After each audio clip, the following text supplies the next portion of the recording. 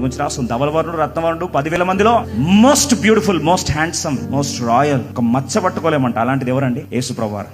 ఇంత విలువైంది కదా యేసుప్రభు జీవితం. తండ్రిని దేవుడు యేసుప్రభు ఏం చేశాడు? బహుగా ప్రేమించాడు కదా. అయ్యా, ఇంత ప్రేమించి ఇంత విలువైన యేసుప్రభు నీకు విలువైన వాడా, లేకపోతే నేను విలువైన దాన్నా అని దేవున్నాడు. నీ కొరకు ఎవరు వదులుకున్నాడు? యేసుప్రభు వదిలేసుకున్నాడు. ఎవరు విలువైన వారండి? ఒకవేళ ఆఫర్ మీకు ఇచ్చారనుకోండి, ఒకవేళ 2 ఉంగరాలు ఉన్నాయి, రెండిట్లో ఒకటి మాత్రం పెట్టుకోవాలి, ఇది పెట్టుకుంటే అది పడేసేయాలి, అది పెట్టుకుంటే ఇది పడేయాలి అంటే, ఆ రెండిట్లో మీరు ఒకదాన్ని పట్టుకున్నారు అనుకో, దాని అర్థం ఏంటి? లాటరీ వేసి ఆకుపాకు కరివేపాకు అన్నారా? ఏమన్నారు?